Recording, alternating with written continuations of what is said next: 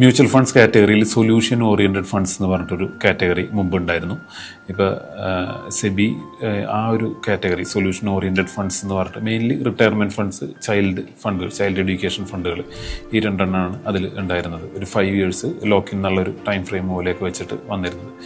ഈ ഒരു category solution oriented fund എന്ന് പറയുന്ന കാറ്റഗറി ഇനി മുതൽ ഉണ്ടാവില്ല. ആ ഒരു കാറ്റഗറി ഒഴിവാക്കപ്പെടുകയാണ്. അപ്പോൾ നിങ്ങൾ ശ്രദ്ധിക്കേണ്ടതെന്ന് വെച്ചാൽ ഓൾറെഡി അതിൽ ഇൻവെസ്റ്റഡ് ആയിട്ടുള്ളവർ, ആ ഒരു ഫണ്ടിൽ എമൗണ്ട് ഇൻവെസ്റ്റ് ചെയ്തിട്ടുള്ളവർ, ഇവർ നോക്കേണ്ടതെന്ന് വെച്ചാൽ ഈ ഫണ്ടുകൾ തന്നെ, ആ ഫണ്ട് ഹൗസുകൾ തന്നെ അവരുടെ മറ്റ് കാറ്റഗറി ഫണ്ടിലേതിലേക്കെങ്കിലും മെർജ് ചെയ്യിപ്പിക്കുകയാണ്. അപ്പോൾ ഇതിൻ്റെ ഒരു ചേഞ്ചസുകൾ കാര്യങ്ങൾ വരുന്നുണ്ട്.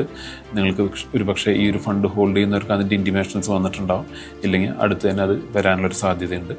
അപ്പോൾ ഒന്ന് നിങ്ങൾ മനസ്സിലാക്കിയിട്ട് ഈ ഒരു ഇത് ചേഞ്ച് വരുന്നുണ്ട് എന്നുള്ളത് മനസ്സിലാക്കിയിട്ട് നിങ്ങൾ വേണമെന്നുണ്ടെങ്കിൽ ഈ പറഞ്ഞ റിട്ടയർമെൻറ്റ് ഫണ്ടിലോ അല്ലെങ്കിൽ ചൈൽഡ് എഡ്യൂക്കേഷൻ കാര്യങ്ങൾ പ്ലാൻ ചെയ്തിട്ട് അതിലാണ് വെച്ചിരിക്കുന്നതെന്നുണ്ടെങ്കിൽ അതൊന്ന് റീതിങ്ക് ചെയ്ത് അതിനൊരു റീപ്ലാനിങ് അല്ലെങ്കിൽ റീകാൽക്കുലേഷൻ നടത്തി വേണമെന്നുണ്ടെങ്കിൽ ഒരു പുതിയൊരു ഫണ്ടിലേക്ക് അലോക്കേഷൻ നിങ്ങളൊന്നുകൂടി കുറച്ച് നല്ല രീതിയിൽ ചെയ്തു പോകുന്നത് നല്ലതായിരിക്കും.